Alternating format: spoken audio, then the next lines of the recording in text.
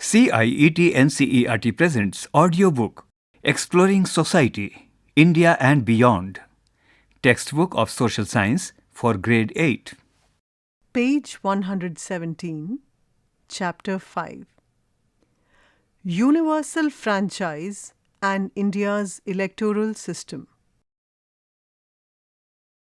India adopted the principle of adult franchise with an abundant faith in the common man and the ultimate success of democratic rule. Never before in the history of the world has such an experiment been so boldly undertaken. This is a quote by Aladi Krishnaswamy Iyer in November 1949 Constituent Assembly debates. In the middle of the page, a picture is given.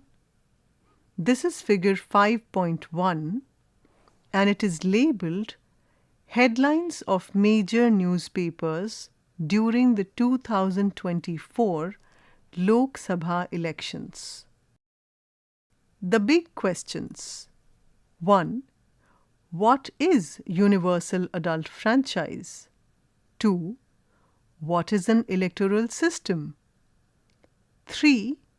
How does India's electoral system work? At the right-hand corner on this page, at the bottom, is a QR code. When you scan it, it will give you more information on the subject.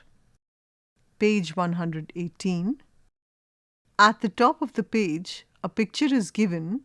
This is figure 5.2, and this is a picture where several people are talking to each other about the process of voting on the day of votes, and people are standing in a queue to cast their votes. In the picture, a girl says, "Why is everyone so excited?" A boy standing next to her says, "It's just voting." And a woman behind them says, "Just voting? It's the biggest celebration of our democracy, the general elections." Universal adult franchise. The constitution makers decided that universal adult franchise would be a feature of Indian democracy right from the outset. This means that every adult citizen gets one vote and all votes have equal value. Hence, every Indian citizen aged 18 and above has a right to vote, irrespective of caste, creed, race, religion, gender, education, income, etc. The word universal connotes this. The word franchise is highlighted here, and it means a right granted by the Constitution or government. Another term that is used is suffrage, a synonym of franchise. Let's explore. India changed the minimum age for voting from 21 to 18 in 1988. Discuss whether this was a good move. Universal franchise is a cornerstone of Indian democracy.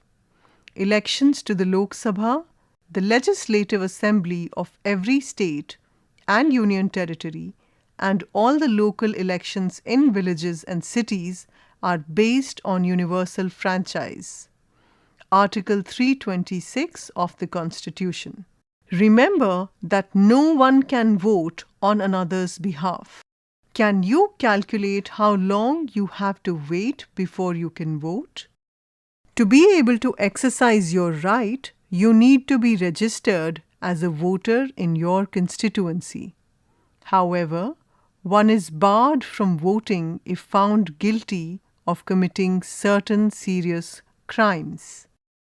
Page 119. Do you remember that India had a general election in the summer of 2024? About 980 million voters were eligible to exercise their franchise for the 543 constituencies of the Lok Sabha. The word constituency is highlighted here, and it means an area whose voters elect a representative to a legislative body. Don't miss out. India has 3.1 million elected representatives. 1.3 million of them are women. In more than 250,000 local government bodies across India. All these are democratically elected through universal adult franchise. We need an elaborate and well-organized system to manage this massive exercise and ensure that the elections take place fairly and freely. In this chapter, we will briefly explore who can vote, a few types of elections that we have, the electoral system, and how it is organized. The word system here is highlighted, and it means a group of interconnected or interdependent elements that work together to achieve a common purpose or function. Don't miss out. Before independence, only 13% of Indians were allowed to vote, and franchise was not universal. We will delve more into this in another part of the textbook. India was among the early nations to grant women the right to vote, ahead of many others around the world. For example, women were given the right to vote in Switzerland only in 1971. Women fought long and hard in many countries to win this fundamental democratic right. In India, on the other hand, a progressive constitutional vision and deep democratic values rooted in India's ancient traditions ensured women had voting rights from the very beginning. On this page, an image is given. This is figure 5.3 and it is labeled as Women's Suffrage Parade, USA 1913. Page 120. Let's explore. In 1947, our literacy rate was about 14%, only about 8% among women. Some argued that the right to vote should be given only to literate people. Discuss in your group why the constitution makers may have decided on universal franchise from the time of independence itself. There are several reasons why universal franchise is so important. A few are illustrated in the mind map below. Can you add some more? In the middle of the page, a mind map is given. This is figure 5.4 and it is labeled The Importance of Universal Franchise in a Democracy. Add 2 reasons of your own in the empty boxes. In this mind map, at the very center, there is a central question in a box, and that question is, why universal adult franchise? Some of the answers are power to determine one's future. So people decide what type of future they want and who can best represent them.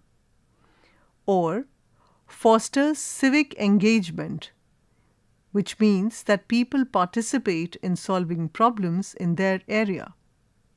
Or everyone is equal, which means no discrimination based on caste, creed, sex, education, wealth, etc. Or everyone's voice matters, which means all can participate in deciding the nation's future.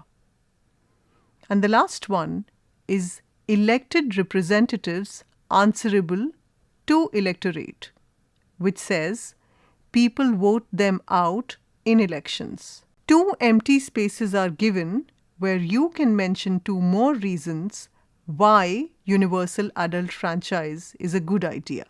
Bridging barriers, enabling participation, ensuring universal franchise.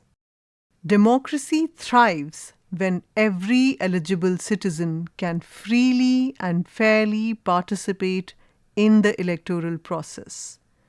Voting in elections is a powerful way for people to express their will. How does this take place in India? Page 121. India is a large, diverse, and complex country. To illustrate, the population of eligible voters in India is 15 times the population of the United Kingdom. And in terms of area, India is 6 times larger than France. It is a challenge too. Thus, elections in India need to be organized taking this complexity into account. The Election Commission of India organizes elections in India. We will learn more about the ECI later in the chapter. The ECI has taken several innovative accessibility measures to remove barriers to exercising the franchise and ensure no voter is left behind. Electoral officials travel to remote locations to ensure every citizen can exercise their democratic right. In 2024, for the first time, the elderly and people with disabilities could cast their votes from home, and the postal voting option was available for a specific category of voters. Assistive technologies like Braille-enabled voter cards and app-based requests for assistance, including wheelchairs and ramps, were also made possible. Let's explore. Discuss in groups. What role do such measures play in a democracy? Do you know of anyone who benefited from these improved accessibility measures? How might they increase voter participation in your neighborhood? How can technology assist? If you have access to the internet, visit the ECI website www.eci.gov.in/persons-with-disabilities. Read and identify the various interventions that the ECI has taken to facilitate voting by people with disabilities.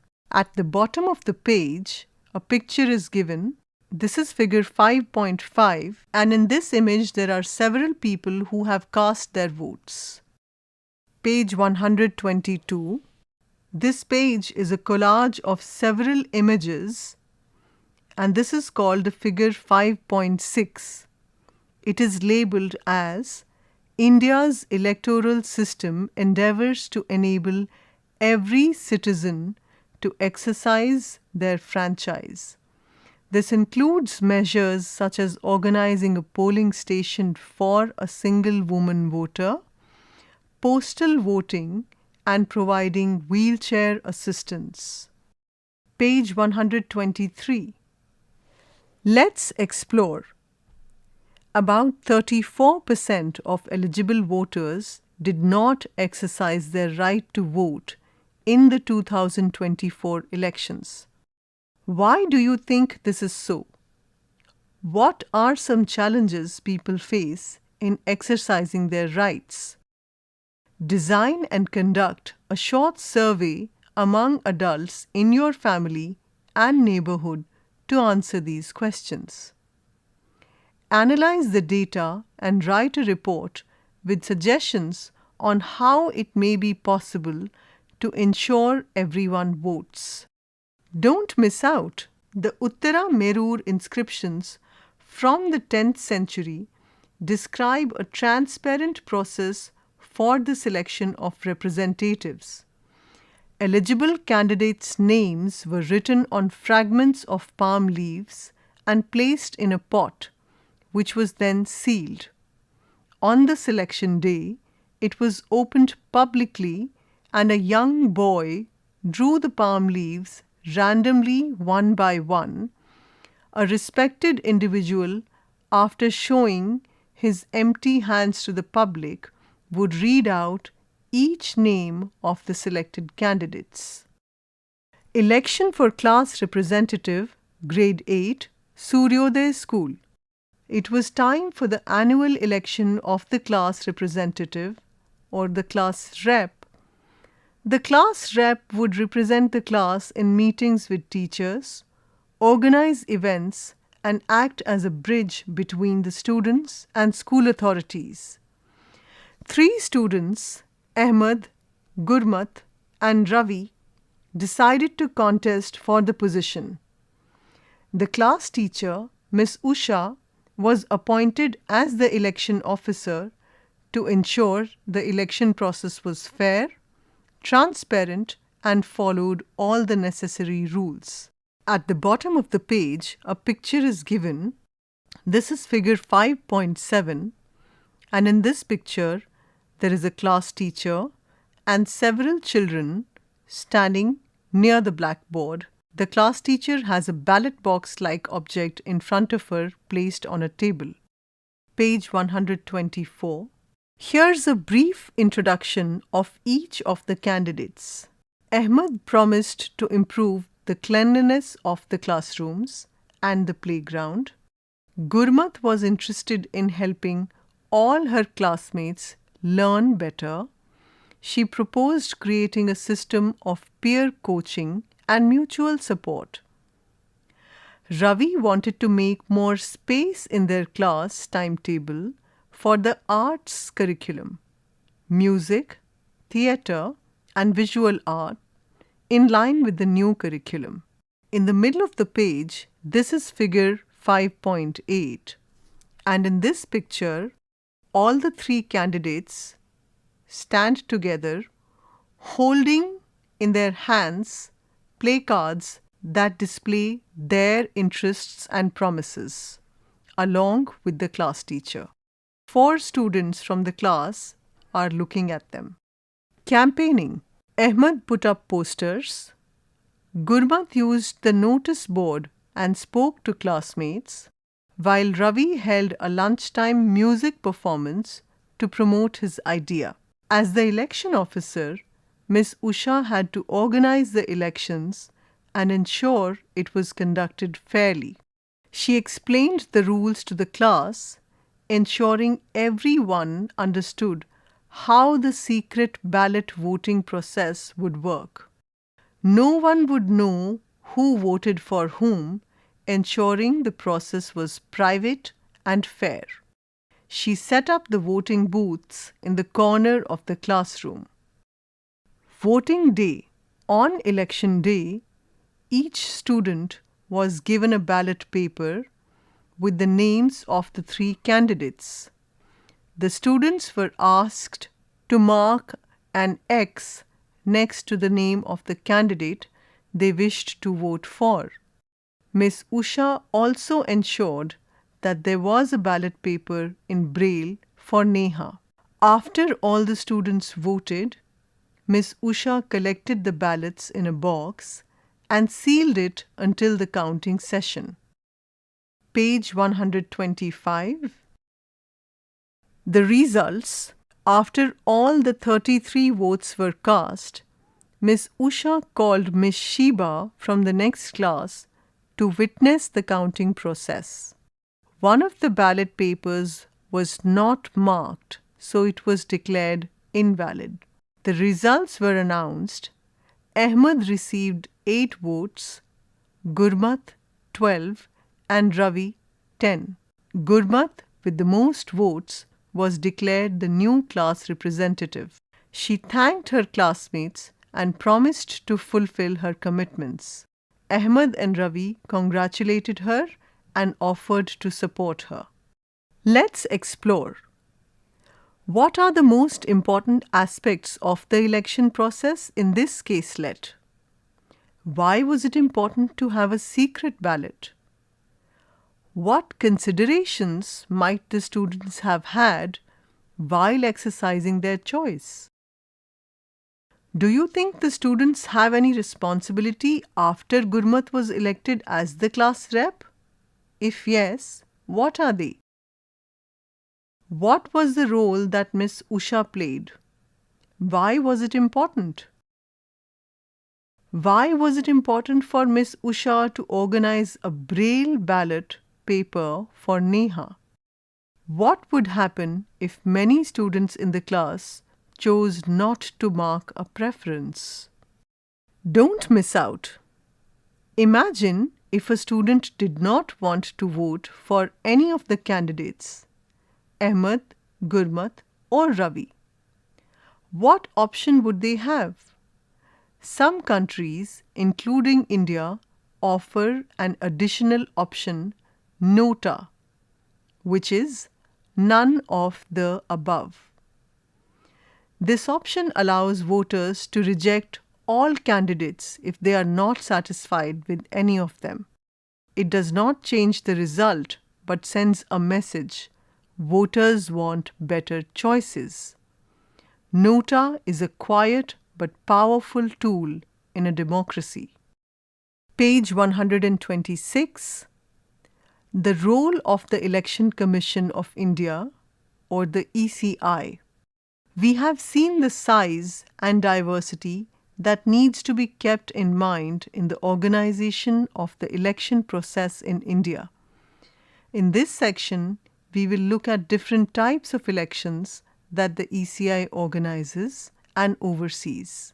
Let's remember, India is a parliamentary democracy where, at the national level, citizens choose representatives for the Lok Sabha, which is the lower house of the parliament. They focus on issues affecting the entire country. In addition, voters elect representatives from their constituencies to the legislative assemblies in the state and union territories where they are registered. These members focus primarily on regional issues. These are just two of the elections that the ECI manages. We will see more in the later sections. However, before we get a glimpse of the election process, let us get introduced to the Election Commission of India, the institution that oversees it. In grade 6, you read about direct elections to Gram Panchayats and urban local bodies.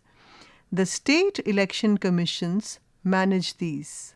Election Commission of India, a brief introduction. The Election Commission of India, ECI, is an independent constitutional body responsible for conducting free and fair elections. It was established in 1950 and conducts elections to the Lok Sabha, Rajya Sabha, state legislative assemblies in India, and the offices of the President and Vice President. The first general elections in independent India were held in 1951-1952. Page 127. On top of the page, two pictures are given. The first picture is figure 5.9 and it is labeled as tasks performed by the Election Commission of India. The four tasks that this image talks about are setting election dates, registering political parties, enforcing the Model Code of Conduct, and overseeing the entire electoral process. The second picture on top of this page is figure 5.10 and it is labeled as the Office of the Election Commission of India in Delhi. Under this, a picture is given. This is figure 5.11 and it is labeled as the structure of the Election Commission of India. This is designed like a flow chart where the Election Commission of India is at the very top. The second tier has 3 boxes in which it is written at national level, at state UT level, or at district level. At national level, the people responsible for elections are the Chief Election Commissioner and the 2 election commissioners. At state level, it is the Chief Electoral Officer, and at the district level, it is the District Election Officer. In the district election, there are 2 further officers responsible for running the elections. The first is called the Returning Officer or the RO, who conducts elections, and the second is called the Electoral Registration Officer or the ERO, who manages voter list. Page 128. Managing the electoral process. Managing elections in India is a mammoth task. The ECI has been upgrading its capacities to keep pace with the needs of modern India in conducting free and fair elections. The electoral system is massive and needs to work efficiently. We take the example of the Lok Sabha elections to illustrate this. Note that the elections to the state assemblies follow a similar process. All elections take place at different times but with some periodicity. So every year, several polls are conducted in various parts of the country based on when they are due.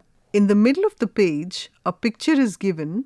This is figure 5.12 and it is labeled as a few numbers showing the scale of the 2024 Lok Sabha elections. In this picture, there are 3 divisions. The first division says the number of voters in India in 2024, and the estimate is about 980 million voters. The second division is about how many parliamentary constituencies there were, and it says that there were 543 parliamentary constituencies. The third division of this picture is about how many polling stations there were, and it says that there were over 1 million polling stations in the 2024 Lok Sabha elections. As you can see, these numbers are very large. Many people are deployed to assist the whole process, including teachers. Let's explore. Identify teachers in your school or vicinity who may have performed election duty. Invite them to your class to share their experiences. Page 129. Don't miss out. 84 of the Lok Sabha constituencies are reserved for persons from the scheduled castes, while 47 are reserved for scheduled tribes. Along with this text, a pie chart is given, and in this pie chart, we can observe that out of the total 543 constituencies, 412 are general, 84 are reserved for persons from scheduled castes, while 47 are reserved for persons from scheduled tribes. There are several images on the rest of the page that inform us about the process of voting for the Lok Sabha and state assemblies. The first picture is figure 5.13, and this picture informs us in 4 steps about how elections take place. The first polling officer checks name on voter lists and ID proof. The second polling officer inks finger, gives chit and takes your signature. The third polling officer takes chit and checks your finger. Nota or none of the above option is also available. Fourth, press button to vote on the electronic voting machine or the EVM. You hear a beep sound. Also check the printed slip in VVPAT. The second image is figure 5.14 and it is labeled as Managing the Elections, Extensive Use of Technology. The third picture is figure 5.15 and it is labeled Shyam Saran Negi, a school teacher in Himachal Pradesh, was the first voter in India's general elections of 1951. Here, in 2017, he cast his vote at the age of 100 years. Page 130. Let's explore. India's electronic voting machines, or EVMs, and voter verifiable paper audit trail, that is VVPAT systems, have been used in countries like Namibia and Bhutan with support from the ECI. Other countries have also studied this technology and have received training from India to adopt it in their countries. On top of this page, in the right-hand corner, a picture is given. This is figure 5.16 and it is labeled Electronic Voting Machines. This picture is of the EVM as well as the VVPAT systems. The VVPAT system is a system that produces a physical paper record allowing voters to verify that their electronic votes were cast correctly. This paper trail provides a backup for verification and recounting purposes in case of disputes or failures of the electronic system. Model Code of Conduct, or the MCC. The code is followed to ensure free and fair elections, listing the do's and don'ts for leaders, political parties, and candidates that must be adhered to. A few elements of the code. 1. There are rules that the party in government must follow. This ensures that the resources available to the government are not used for the purpose of the elections. For example, no new schemes and projects are to be announced that may influence voters. 2. All candidates are expected to exercise discretion and restraint to ensure that the elections take place peacefully. 3. Influencing voters through gifts in return for votes is punishable. Page 131. Let's explore. Here are a few types of complaints that the ECI handles. Pictures are given on this page to create an understanding of these complaints. The first picture, which is figure 5.17, is about a candidate who distributed saris and household appliances to women voters. The second picture is figure 5.18 and it is labeled as abusive language used by the candidate of one party against the candidate from an opposing party. The third picture is figure 5.19 and it is labeled Officials of the Government Campaigning for the Ruling Party. The fourth picture is figure 5.20 and it is labeled Bundles of Rs 500 notes found in the car of a candidate during inspections. Why do you think these might be violations of the Code of Conduct? Don't miss out.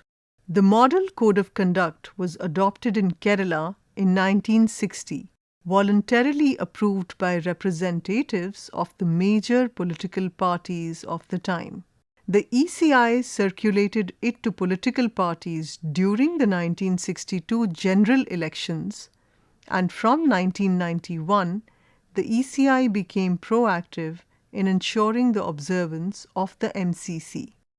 Page 132. Don't miss out. T.N. Seshan became the Chief Election Commissioner in 1990.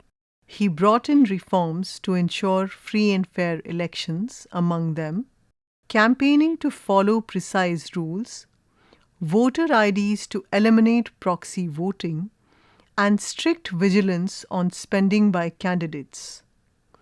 T.N. Seshan worked hard to protect the rights of voters and is often remembered as the officer who made Indian elections fairer, transparent, and fearless. At the top of the page, in the right-hand corner, a picture is given. This is figure 5.21 and it is a picture of T.N. Seshan. Let's explore. When is the next election in the region where you are located? Is it to the state, urban local body, or panchayat? Understanding elections in India. A very brief overview. Election to the Lok Sabha and state legislative assemblies. Elections in India are often referred to as the festival of democracy, a time when citizens exercise their right to choose representatives freely, fairly, and responsibly. We know that India follows a parliamentary system of government where citizens participate in various levels of elections: Lok Sabha, which is the national level, state legislative assemblies, which are state level, and local bodies such as city and village level. The country is divided into 543 constituencies for the Lok Sabha elections. The elected candidates to the Lok Sabha are known as Members of Parliament or MPs, whereas the candidates elected to state assemblies are known as Members of Legislative Assembly or MLAs. India uses the first past the post electoral system, wherein the candidates receiving the most votes in a constituency wins. Page 133. This means that a candidate can win without securing even 50% of the total votes, like Gurmat won despite getting only 12 out of 33 votes. Don't miss out. The Legislative Assembly is called by several names in regional languages. For example, Vidhan Sabha and Niyam Sabha. What is it called in your state? After the voting process is completed, the process of government formation begins. The political party or coalition winning a majority of the seats in the Lok Sabha forms the national government. The word coalition is highlighted here, and it means a group of two or more parties working together.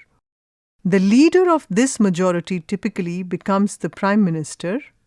Similarly, at the state level, the leader of the majority party becomes the Chief Minister. In the middle of the page, a picture is given. This is figure 5.22, and this is an introduction to people talking about the difference between an MP and an MLA, and about coalition, and what happens when the party or a coalition wins. In the first picture, a woman and a child are talking. The child asks, "What is the difference between an MP and an MLA?" And the woman tells that the MPs represent us in the national parliament, while the MLAs represent us in our state assembly. Both are chosen through similar electoral processes, but work at different levels of governance. In the second picture, there are several people standing in a group, and the text underneath this picture says, if a party or coalition wins a majority of the seats in the Lok Sabha, it forms the national government and its leader becomes the Prime Minister.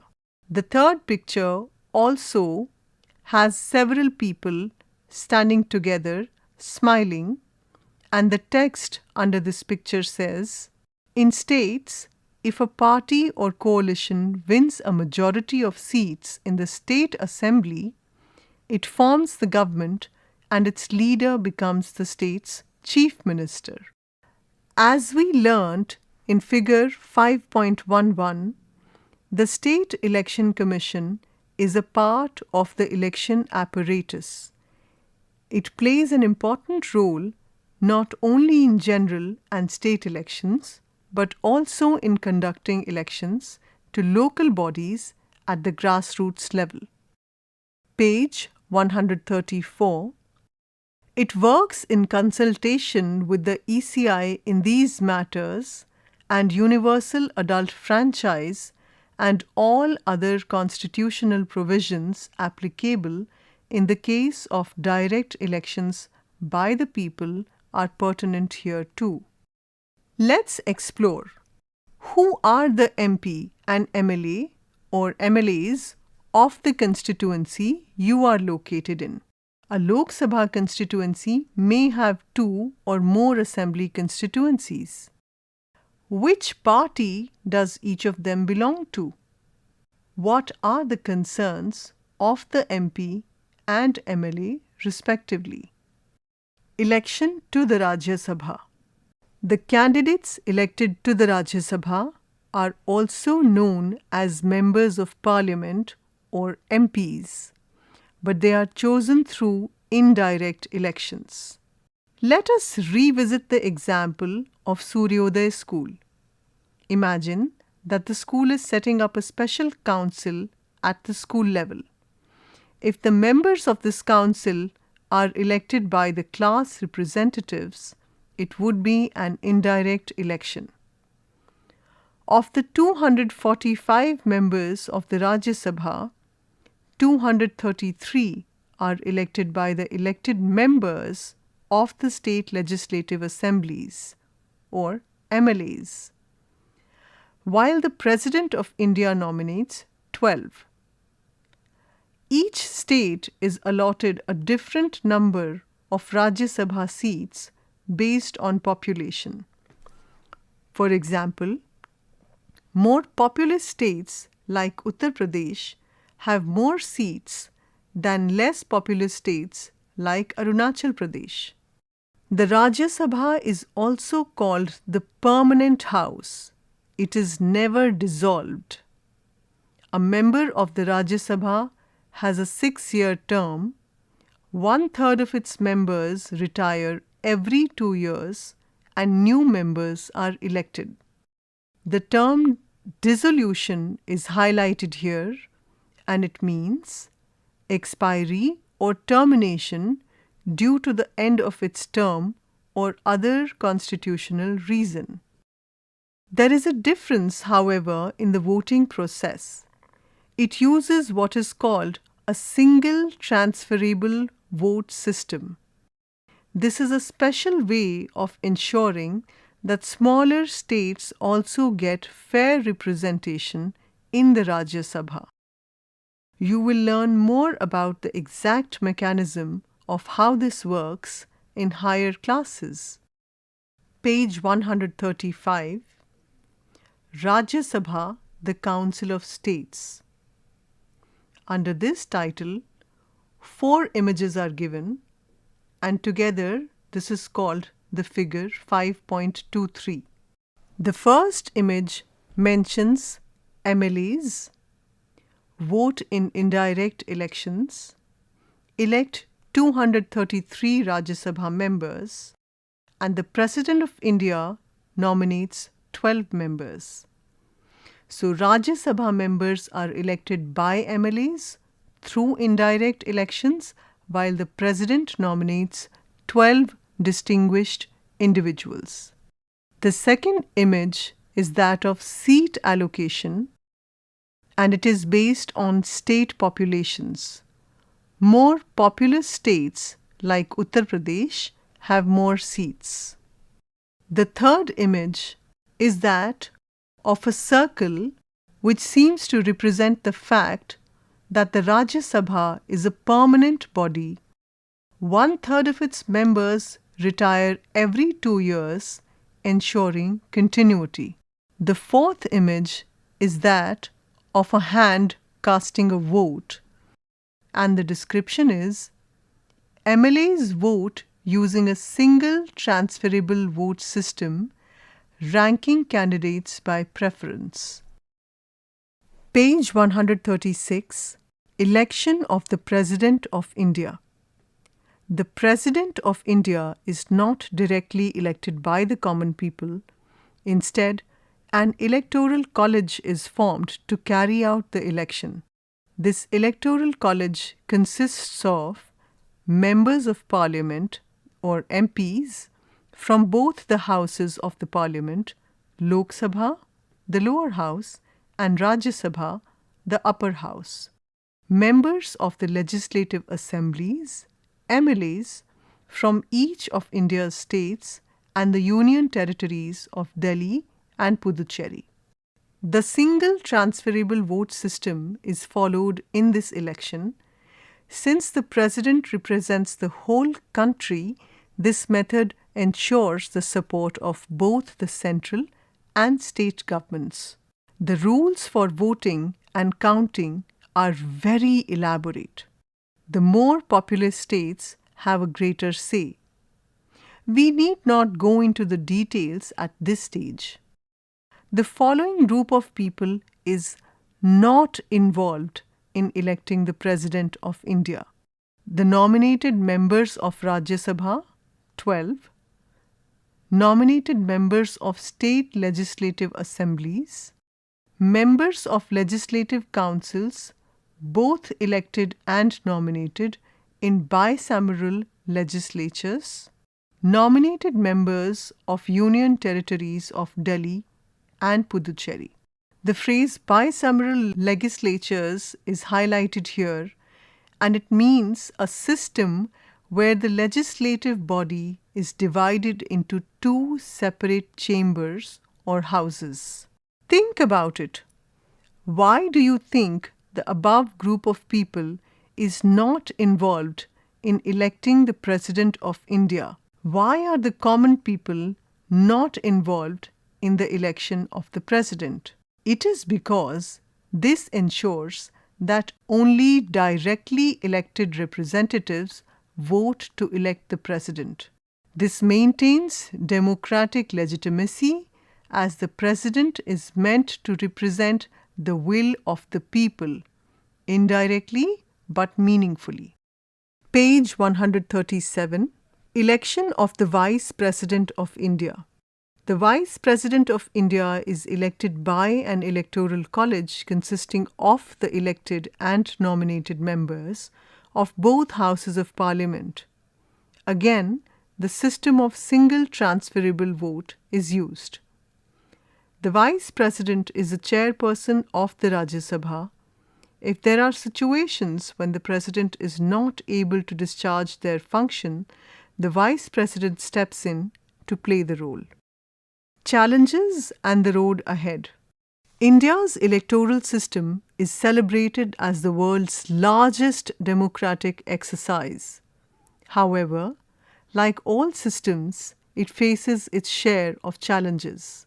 Issues such as the growing influence of money in elections, a significant proportion of candidates with criminal records, and voter apathy, particularly in urban areas, raise important questions about the health and future of our democracy.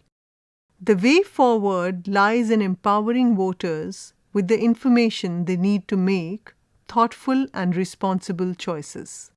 Media, education, and awareness campaigns must work together to help people, especially the youth, understand the importance of voting wisely. An aware and vigilant voter is the strongest safeguard of a democratic system.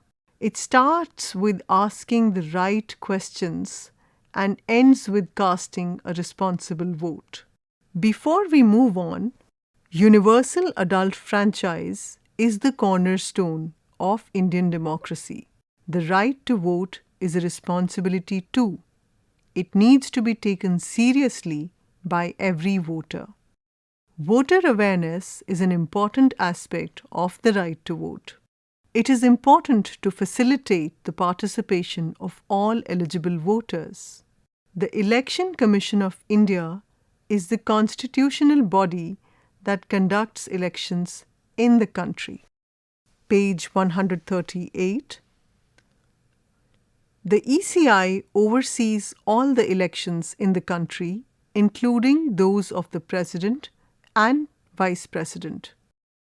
Indian democracy faces challenges that call for the voters' vigilance and awareness. Questions and activities.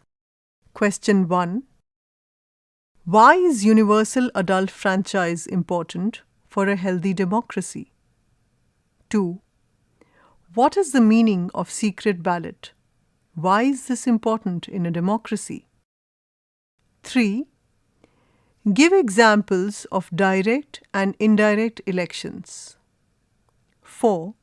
How is the election of members to the Lok Sabha different from that to the Rajya Sabha?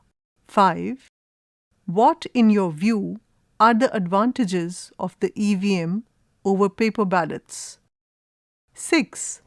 Voter turnout has been declining in some urban areas of India. What could be the reasons for this trend, and what steps can be taken to encourage more people to vote? 7. Why do you think a proportion of seats in the Lok Sabha is reserved for scheduled castes and scheduled tribes? Write a short note. 8. Social media is changing the way we experience elections, from catchy campaign reels and live speeches to political debates on Instagram and Twitter. But is this strengthening democracy or confusing it? Discuss in pairs. What are the benefits, what are the challenges, and what might the future of elections be in a digital age? 9. Visit the website www.indiavotes.com and choose a parliamentary constituency election from any year and explore its results. Do the same for an assembly election in your state. This chapter ends here. Exploring Society, India and Beyond. You were listening to this audiobook, Textbook of Social Science for Grade 8. Narration Divya Gupta. Sound recordist Virendra Rawat. Production assistant Amarjit Sarkar. Directed and produced by Vimlesh Chaudhary. This audiobook is brought to you by CIET NCERT, New Delhi, India.